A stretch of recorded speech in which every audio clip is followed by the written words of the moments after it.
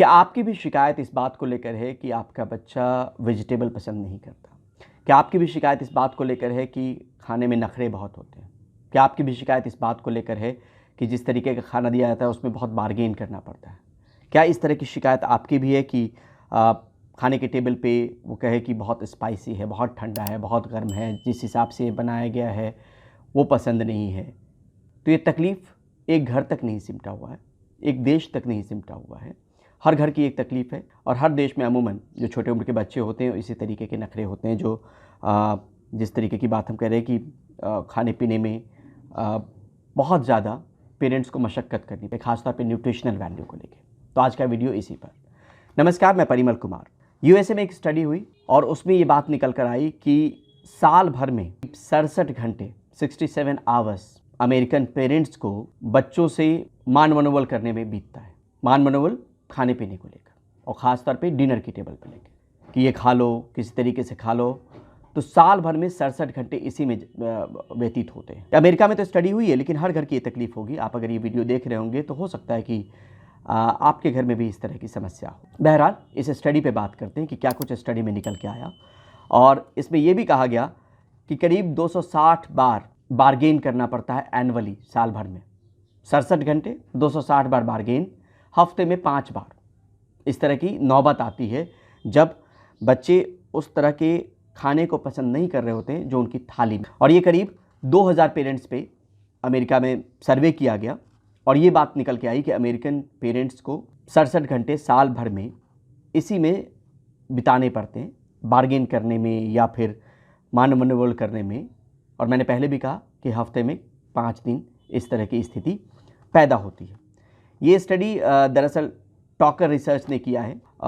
सीपीक ने कहा था स्टडी करने के लिए, टॉकर रिसर्च ने वहाँ पर स्टडी की है। और ख़ास तौर पे ये कहा गया है कि 5 साल की उम्र तक जो बच्चे होते हैं वो पिकी ईटर्स होते हैं। अब किस तरह के सवालों से दो चार होना पड़ता है वो भी सुन लीजिए, ताकि आप इसको समझ पाएंगे कि आपके घर में भी हो सकता है कि मम्मी डैडी की हालात कुछ इसी तरीके की हो। इस सर्वे में कहा गया कि I don't like vegetables or a certain vegetable.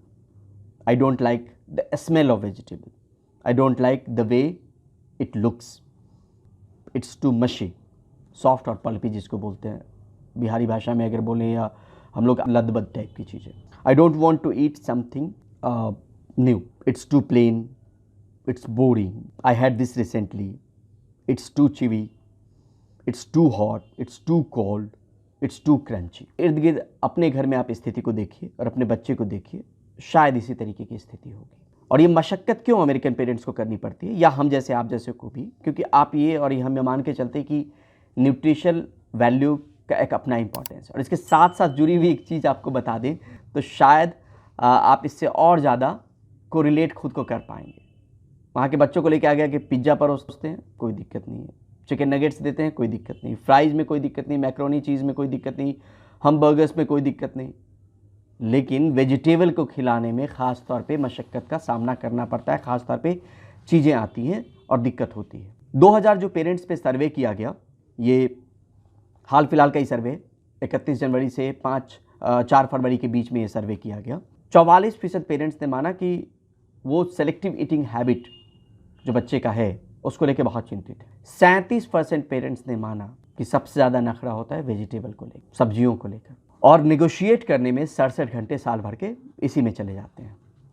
5 bar bargain weekly करना पड़ता है। और जो सबसे ज़्यादा कॉन्फ्लिक्ट का इशू होता है ख़ासतौर पे ये डिनर के टेबल पे, वो 56% जो नौबत आती है तनातनी वाली, यानी विरोध जिसमें पेरेंट्स को झेलना पड़ता है बच्चों का, वो वेजिटेबल सबसे उसमें इम्पॉर्टेंट होता है, उसी को लेके ज़्यादा कॉन्फ्लिक्ट होता है। अब इसमें यह है कि इसका क्या कोई जरिया है, या इतनी मशक्क़त क्यों इस तरीके से करनी पड़ रही है? दरअसल बात यह है कि यहाँ पर भी जब बात हुई, और ये देश दुनिया में ये बात मानी गई है कि न्यूट्रिशन का एक अपना इम्पॉर्टेंस है। और बच्चों में अगर शुरुआती दौर में ये न्यूट्रिशन हैबिट, न्यूट्रिशनल चीज़ों को लेकर हैबिट डेवलप नहीं हो पाए तो बाद में आप वो हैबिट डेवलप नहीं कर सकते। अगर शुरू में आप देते रहिए जिसमें कोई न्यूट्रिशनल वैल्यू नहीं है और वो शरीर को ज़्यादा नुकसान कर रहा है, जैसे अभी एक हाल फिलहाल में मैंने एक डॉक्टर से बात की थी और उनकी अपनी एक स्टडी है इसमें, जिसमें कहा गया कि HFSS हाई फैट सॉल्ट और शुगर जिस पैकेट पे है, पैकेज्ड फूड पे है, चाहे वो प्रोसेस्ड फूड की बात हो, अल्ट्रा प्रोसेस्ड फूड की बात हो, तो उससे बच्चों में ओबेसिटी और दूसरी गंभीर समस्याएं पैदा हो रही हैं। तो अगर आपने ये इस तरीके की आदत शुरुआत में लगा दी या लगने दी, तो बाद में ये समस्या आपके लिए तो है ही, बच्चे के लिए भी है।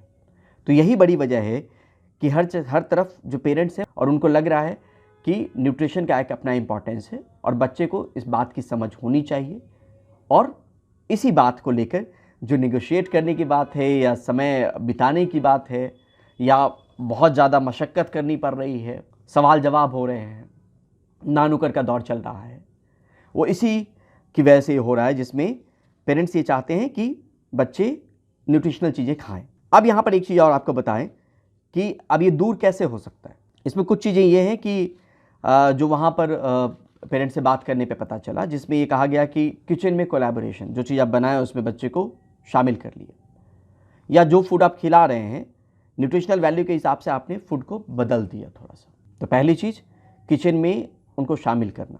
वो कहीं भी लागू हो सकता है, वो इंडिया में भी हो सकता है, देश के किसी दूसरे कोने में भी हो सकता है, लेकिन यूएसए में जो पेरेंट्स ने कहा कि अगर इस बात में सुधार हुआ और बच्चे खाने पे नानुकर कम हुआ, तो उसमें सबसे बड़ी जो भूमिका थी वो किचन में कोलैबोरेट करने को लेकर, जो भी बना रहे हैं उनमें उसको शामिल कर रहे हैं, या उनके डिसीजन को भी पूछा जा रहा है, या उनको ऑप्शंस बहुत ज़्यादा दिए जा रहे हैं।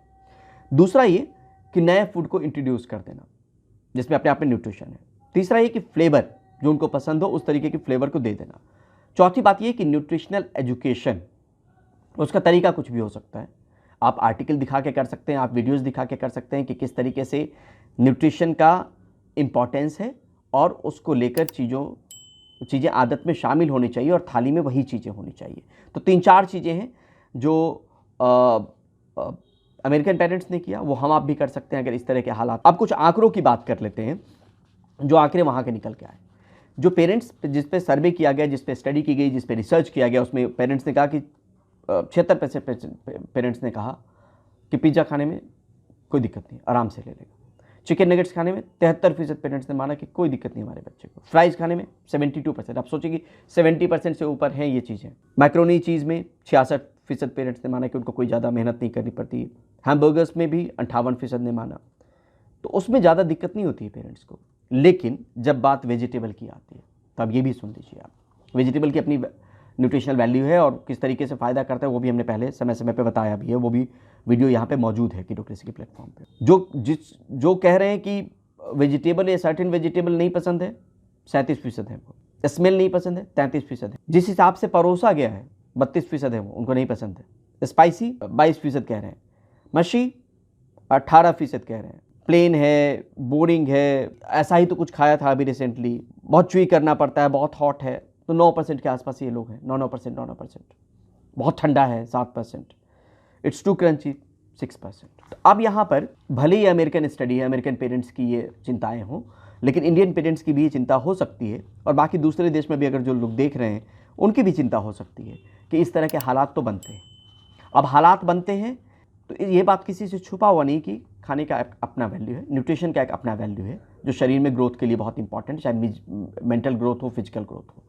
अब यहाँ पर ये चीज़ें तय करनी पड़ेगी कि आखिर वो कौन सा ज़रिया है, कौन सा तरीका है जिससे हम हेल्दी ईटिंग हैबिट डेवलप कर पाएँ।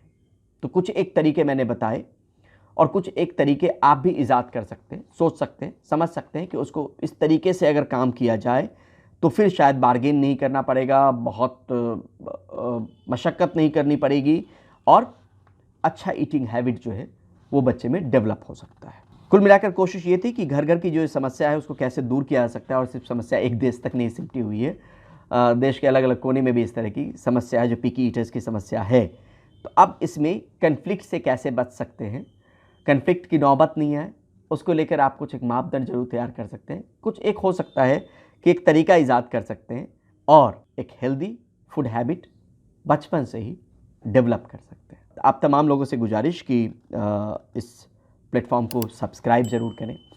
बार बार अगर इस प्लेटफॉर्म पे आ रहे हैं और सब्सक्राइब नहीं कर रहे हैं, वीडियो देख रहे हैं, तब भी गुजारिश है कि वीडियो अगर अच्छा लग रहा हो तो सब्सक्रिप्शन का बटन ज़रूर दबाएं। स्क्रॉल डाउन करके देखें, अगर नए आप लोग हैं, पहली बार आए इस प्लेटफॉर्म पे, कीटोक्रेसी के प्लेटफॉर्म पे, तो स्क्रॉल डाउन करें, बहुत सारी वीडियोज़ आपके मतलब के ज़रूर नज़र आएंगे, दिखेंगे आपको इस प्लेटफॉर्म पे। और धीरे धीरे किडोक्रेसी के परिवार को बड़ा करने में हमारी मदद करें। बहुत बहुत शुक्रिया, बहुत बहुत धन्यवाद।